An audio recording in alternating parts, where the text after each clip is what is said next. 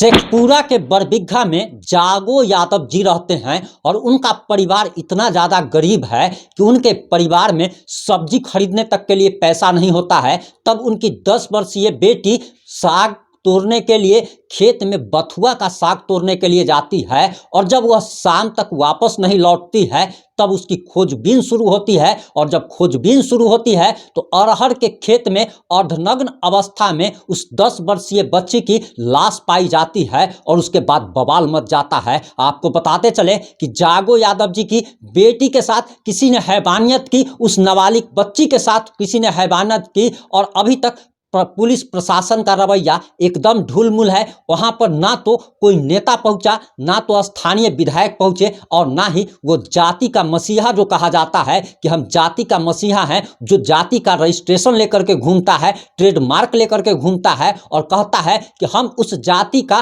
भला करने वाले हैं, हम मसीहा कहो और उस जाति का वोट हमें चाहिए। उसमें से एक भी व्यक्ति वहां पे नहीं पहुंचा है और वहां पर पहुंचे हैं भूमिहार ब्राह्मण एकता मंच के आशुतोष कुमार और उनके सारे लोग वहां पर पहुंचे, उनके समर्थक वहां पर पहुंचे और जागो यादव जी को जाकर के ढाढ़स बढ़ाया, उसे आश्वासन दिया कि इस लड़ाई में आप अकेले नहीं हैं बल्कि पूरा का पूरा समाज उनके साथ खड़ा है। और इसी के साथ उन्होंने आर्थिक मदद भी की। अभी हम अंकित चंद्रयान जी से बात करने वाले हैं और जब वह आपको बताएंगे कि उस पिता की क्या स्थिति है जिसकी 10 वर्षीय बेटी की निर्मम तरीके से बलात्कार कर हत्या कर दी जाती है, उस गांव की स्थिति वो बताएंगे जहां पर अब कोई भी किसी को भी डर लगने लगा है कि अगर बच्ची घर से बाहर निकलती है तो उसके साथ कुछ भी हो सकता है। आप सोच सकते हैं कि 10 वर्षीय बच्ची की हम लोग जब दुर्गा पूजा जब होता है तब उसी बच्ची की हम लोग पैर धो करके उसकी पूजा करते हैं, उसकी अर्चना करते हैं, देवी समान मानते हैं।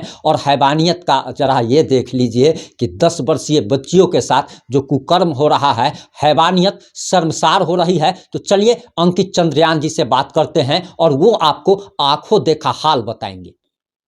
हाँ, हेलो प्रिंस जी। जी आवाज सर। आ रही है? हाँ सर, ऐसा है कि शेखपुरा के बरबीघा में जागो यादव जी की 10 वर्षीय बेटी की बलात्कार कर हत्या कर दी जाती है और वहाँ पर कोई भी जाति का नेता नहीं पहुँचता। जो भी लोग जाति के मसीहा होने का दावा करता है और आप लोग पहुँचते हैं वहाँ पर आर्थिक मदद भी करते हैं और उस बेटी को न्याय दिलाने का वादा भी आप लोगों ने किया है। सबसे पहला सवाल सर, क्या एनडीए सरकार बनते ही बिहार में जंगल राज पार्ट 3 आ गया है?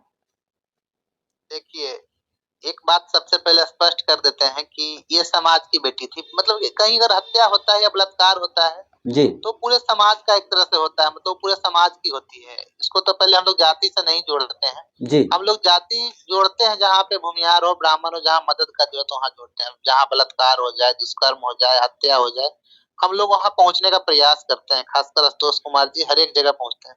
जी। दूसरा नंबर, आप सवाल किए एनडीए के सरकार में जंगल राज थी। जंगल राज 3 नहीं, जंगल राज नहीं, इसको कहिए महाजंगल राज 1।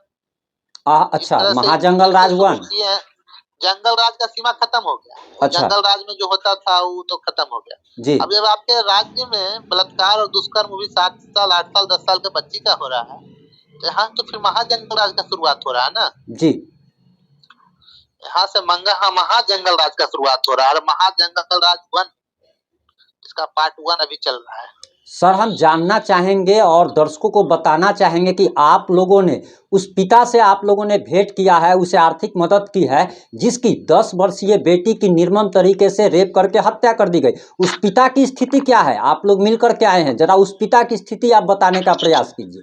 देखिए, आप आशुतोष भैया का लाइव वीडियो देख रहे होंगे या फिर अन्य चैनल पे कुछ वीडियो चले हैं। जी, उनके पास मात्र एक भैंस था, जी, फूस का घर था, जी, परिवार 50-55 वर्ष का किसान मजदूर था। जी, और सोचिए उस घर का हालात क्या होगा कि उसकी बेटी जो गांव घर में गेहूं और धान खेत में जो बथुआ का साग होता है, जी, जी, खेत में जो साग होता है जो जैसे उपज जाता है, वो साग तोड़ के लाने गई थी कि साग तोड़ के लाएगी तो घर में खाना बनेगा। तो वो बथुआ का साग तोड़ने वो लड़की सरसों का खेत में शायद उस तरफ गई थी, जैसा जी, गांव वाला बता रहे थे। जी, तो जो सरसों का खेत में साग तोड़ के लाने, उस गरीब परिवार का क्या हालात, उस पिता पर क्या बिगड़ क्या बताया आपको, क्या बीत रहा होगा जिसका 10 साल की बेटी के साथ इस तरह का घटना हो जाए। उस पर क्या बीत रहा होगा तो कहना हम लोग के लिए बड़ा मुश्किल है, लेकिन जो देखे वो बड़ा एकदम निंदनीय भयावह है और स्थिति होगा ना सर? भावुकता। क्या बोले पिंकी जी? एकदम भयावह स्थिति होगा वहाँ पे। भयावह नहीं, आप कह सकते हैं कि एकदम भावुकता करने वाला स्थिति हृदय था, विदारक। इमोशनल स्थिति था जी। और मतलब कि एकदम मानवता को शर्मसार करने वाला, कि मतलब गरीब बच्चों को जिस तरह से मतलब कि आप तो फिर तो उस गांव में सैकड़ों बच्चियां, हजारों बच्चियां उस क्षेत्र में सब आज के तारीख में सब असहज महसूस कर रही होगी। जी जी, घर से बाहर निकलने में डर लग सब रहा असहज होगा। महसूस कर, सबके माता पिता असहज महसूस कर रहे होंगे। जी, एकदम सही बात है। बड़ा दूसरा नंबर वहाँ के लोकल विधायक भूमिहार हैं। जी आप ठीक है, हम भी भूमिहार हैं, लेकिन हम इस बात पर आपका विरोध करेंगे। जी, आपको मानवता के नाते जाना चाहिए वहाँ पे। वो विधायक जी अभी सुदर्शन तक नहीं कुमार जी पहुंचे। को मानवता के नाते वहाँ जाना चाहिए। क्या भूमिहार है तो आप यादव का वोट आपको नहीं मिलता था? दम मिलता होगा, हर या जाति का वोट आप मिलता अभी, होगा। अरे यही ना हुआ कि आप अभी यादव वाला महागठबंधन से हट गए हैं, राजद वाले गठबंधन से, जी। तो आपको वोट नहीं मिलेगा। आपको डर हो गया कि यादव जी हमको ऐसे भी नहीं वोट देंगे। तो मानवता ही नहीं ना करता कि जहाँ वोट मिलेगा हम वही जाएंगे। सही बात। अच्छा, अगर अगर रहता, जातीयता अगर रहता आप लोगों में, तो आप लोग तो नहीं जाते। आप लोग तो सिर्फ वहां जाते जहां भूमिहार के साथ कुछ हो रहा है, ब्राह्मण के साथ कुछ हो रहा है। हम ही नहीं गए, हम लोग तो गए ही गए। अगल बगल के जितने भूमिहार गांव थे, लगभग बर बीघा में कम से कम 10 गांव के भूमिहार वहां पे पहुंचे थे आशुतोष कुमार जी के साथ, और सभी ने एक सुर में कहा कि हम लोग आप तन मन और धन से साथ खड़े हैं। और उसके बगल में, जिस गांव के बगल में घटना हुई है, वो खेतलपुरा एक बड़ा बस्ती है, भूमिहारों का बस्ती है जी। वो बस्ती के कम से कम 25 लड़का वहां पे पहुंचे थे आशुतोष जी के साथ, और आज सभी लोग उस बच्ची के लिए न्याय मार्च निकाल रहे हैं। अच्छा, उस बच्ची के लिए आज न्याय मार्च, कैंडल मार्च निकाल रहे हैं। आप सोच सकते हैं कि मतलब कितना सहयोग कर रहे हैं लोग। अरे अब तो जो होने का था, दुष्कर्मी जो किया, वो तो भाई माफ करने योग्य नहीं है, लेकिन तो लोग कम फांसी से होना कम न्याय चाहिए। की लड़ाई उनके साथ परिवार को तो दे रहे हैं। अच्छा सर, एक बात बताइए, अभी तक प्रशासन का क्या रवैया है? आप लोग वहां पे पहुंचे, आप लोगों ने प्रशासन प्रशासन प्रशासन का रवैया एकदम गलत है। मतलब कि 3 दिन घटना का हो गया, अभी तक कोई दोषी नहीं पकड़ा है, एफएसएल की टीम नहीं पहुंची है, थाना प्रभारी अभी जस्ट बदले हैं, एसपी बदले हैं, लेकिन कोई रोल इसमें नहीं है। मतलब अभी एकदम तक ढुलमुल गिरफ्तारी रवैया नहीं। है, ढुलमुल रवैया है। अरे प्रशासन चाहती डॉग स्क्वाड लेके जाती, एफएसएल का टीम लेके जाती, वो दुपट्टा तो वहाँ पे था, किसका हैंड का मतलब की है, हाथ का किसका निशान है अपना, वो सब चेक करती तो कोई न कोई। अरे अपराधी भी तो घर के अगल बगल का ही होगा ना। हाँ हाँ हाँ हाँ, बाहर से बाहर थोड़े से दिल्ली या आदमी तो कलकत्ता से आया दुष्कर्म होगा। करने तो नहीं जाएगा। सही बात। बाहर से आदमी तो, अरे वही गांव का 1000-2000 आदमी के बीच में से कोई 2 आदमी दरिंदा होगा, एक आदमी एकदम। दरिंदा होगा। तो उसी आसपास के क्षेत्र का हो, जिसका वहां पे खेत होगा, पथार होगा, यही सब लोग होगा ना। उसके पिता ने किसी पर शंका जताई है सर? किसान परिवार के बेहद गरीब लोग हैं, बेचारे डरे हुए। उस गांव के सबसे गरीब व्यक्ति हैं। सोच लीजिए कि 20 के दशक में उनके पास रहने के लिए फूस का घर है, मतलब कि खपड़ा भी नहीं है उस पे। उस पे धान कि वाला जो बारिश में वो होता कितना है प्रॉब्लम होता होगा।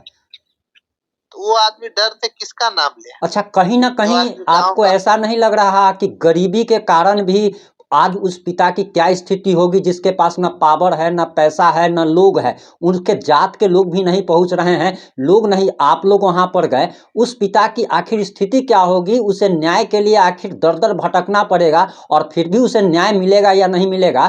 कहीं ना कहीं हमारे भारत में जो न्याय व्यवस्था है, जो शासन व्यवस्था है, वो गरीबों के लिए नहीं है, अमीरों के लिए है। देखिए प्रिय जी, हम लोग न्याय तो दिलवा कर रहे हैं, इस बात का गारंटी देते हैं।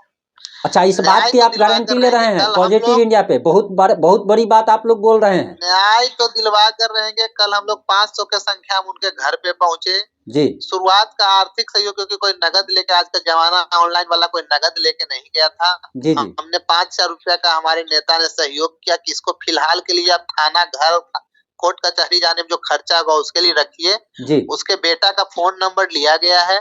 फोन पे नंबर पे हम लोग अपील कर रहे हैं कि सारा लोग उस पर सहयोग करिए। दूसरा नंबर की वकील जो बोला गया कि वकील हम लोग अपने तरफ से रख देंगे, जिला कोर्ट में उन लोग वकील हम लोग संगठन के लोग को बोल दिए हैं। आज उनके लिए हम लोग कैंडल मार्च निकालने वाले हैं, तो मुद्दा तो बनेगा। न्याय के लिए मुद्दा बनेगा, इसमें कोई राजनीतिक मुद्दा नहीं बनेगा, लेकिन न्याय के लिए मुद्दा बनेगा।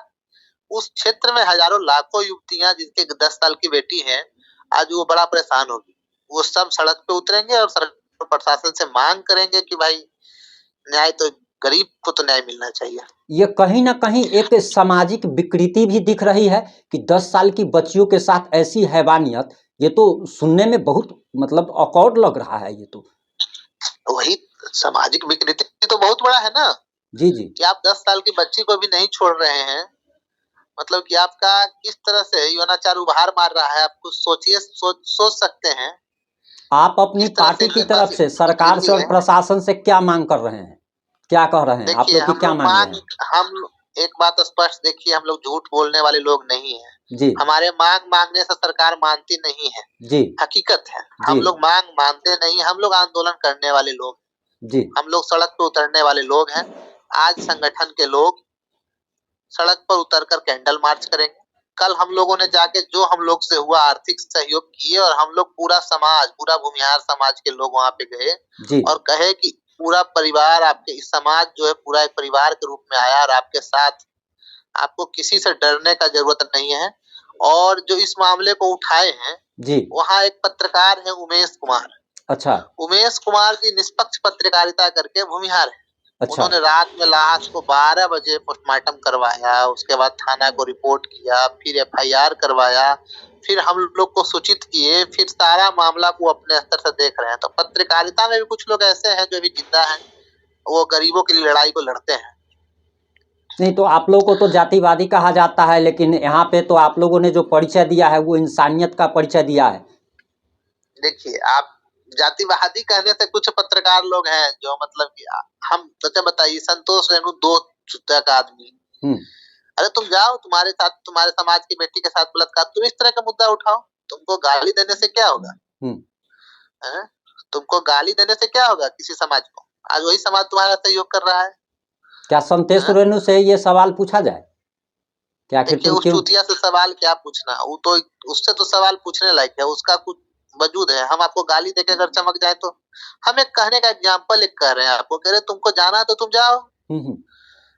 तुम वहाँ क्यों, तुम यहाँ वहाँ इसलिए नहीं जा रहे हो कि वहाँ पे तुमको पता है कोई यादव समुदाय का व्यक्ति उसका बलात्कार किया है, दुष्कर्म किया है, तुमको शर्म आ रहा है? इस तरह के चीजों में शर्म आने का क्या जरूरत है? इस तरह के घटना में शर्म आने की क्या जरूरत है? इस परिस्थिति में तो हर व्यक्ति को उस परिवार के साथ खड़ा होना चाहिए कि ऐसी हृदय विदारक घटना। क्या बलात्कारी भूमिहार रहता तो हम उसको छोड़ देते? नहीं जी, बलात्कारी भूमिहार रहता तो हम उसके खिलाफ आवाज नहीं उठाते? नहीं, अगर होता और आप लोग का अगर कोई भी अगर गलत इंटेंशन होता तो आप लोग जाते ही नहीं। या हमको आज के तारीख में पता है कि बलात्कारी कौन है? हम लोग आवाज उठा रहे हैं, हम लोग लगातार आवाज उठा रहे हैं। जब तक न्याय नहीं मिलेगा उस परिवार को पीएम, तब तक आवाज उठाएंगे। और आप जैसे मीडिया के साथी जो एकदम स्वतंत्र पत्रकारिता करते हैं, जी सर, जिनको किसी से 200 रुपए का उम्मीद नहीं रहता है, जी, आप जैसे साथी को सबसे पहले हृदय से धन्यवाद जी सर, जो आप जैसे इस तरह के गंभीर मुद्दा को उठाते हैं। हम तो चाहते हैं कि आप यूट्यूबर्स, जिनको लोग यूट्यूबर्स कहता है, आप यूट्यूबर्स आज के तारीख में सच्ची लोकप्रियता के कारण सच्चा पत्रकारिता करते हैं, इसमें कहीं कोई दो मत है, गरीब का आवाज बनते हैं। बहुत बहुत धन्यवाद सर आपका, आपके नहीं बेचते हैं। आपकी इन बातों से हम लोग का हिम्मत बढ़ता है। हम लोग सर जहां तक होता है लोगों की आवाज उठाने का, सच्चाई दिखाने का प्रयास, लोगों तक पहुंचाने का प्रयास करते हैं।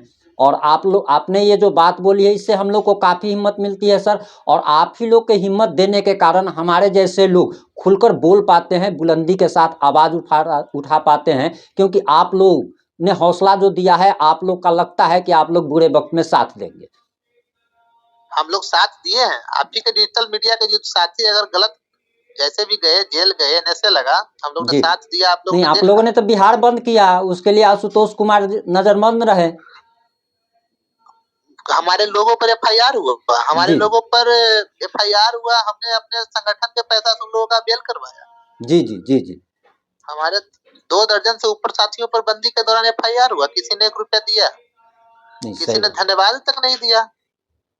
नहीं, फिर भी आप लोगों ने किया। और अभी जो इस बच्ची के लिए आप लोग जो आवाज़ उठा रहे हैं, ये आपका काफ़ी सराहनीय कार्य है।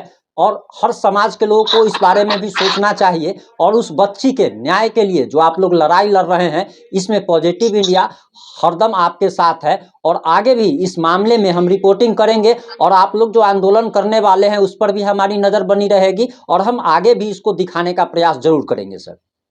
बहुत बहुत धन्यवाद बीन जी आपका, और आप जैसे पत्रकार पे गर्व है पूरे समाज को। डिजिटल मीडिया के जितने भी पत्रकार हैं जी, पास 1 लाख ही सब्सक्राइबर है, लेकिन फर्जी 50 मिलियन सब्सक्राइबर पर भारी है। उनका जो 1 मिलियन सब्सक्राइबर है वो सच्चे मन से जुड़ा है। 1 लाख जो भी आपके जुड़े हैं वो सच्चे मन से जुड़े हैं, आपके चाहने वाले जुड़े हैं। जी, आपने किसी को यह नहीं कहा कि जबरदस्ती आप जुड़िए। जी सर। तो आपके जो भी सब्सक्राइबर हैं हम तो उनसे भी रिक्वेस्ट करेंगे कि भाई ऐसे पत्रकार को सहयोग कीजिए। बहुत बहुत धन्यवाद सर, बहुत बहुत धन्यवाद सर आपका। फिर हम लोग जुड़ेंगे सर और आपसे प्रार्थना करेंगे, आपसे निवेदन करेंगे कि अगली बार जो भी कुछ अपडेट आता है कृपया अपना कीमती हमें 5 मिनट समय जरूर दीजिएगा सर। जरूर प्रिंस भाई, जरूर देंगे, और हम लोग आप जैसे पत्रकार को बिल्कुल देंगे, निश्चित तौर पे देंगे। लड़ाई सब लोग मिलकर साथ लड़ेंगे, तभी जरूर। उस गरीब परिवार को न्याय मिलेगा। बहुत बहुत धन्यवाद सर, बहुत बहुत धन्यवाद सर। जैसा कि अभी आप अंकित चंद्रयान जी को सुन रहे थे और इन्होंने कहा है कि आगे उस बच्ची के न्याय के लिए ये लोग लड़ाई जारी रखेंगे, आंदोलन किया जाएगा, चरणबद्ध तरीके से किया जाएगा। आज कैंडल मार्च भी निकाले जाने वाला है और आगे भी इस मामले में हम आपको अपडेट देते रहेंगे। और पॉजिटिव इंडिया ये आपसे वादा करता है कि जब तक उस बच्ची को न्याय नहीं मिल जाएगा तब तक हम उस बच्ची पर रिपोर्टिंग करते रहेंगे, उसके न्याय के लिए बुलंदी के साथ आवाज़ उठाते रहेंगे। जय हिंद, जय भारत।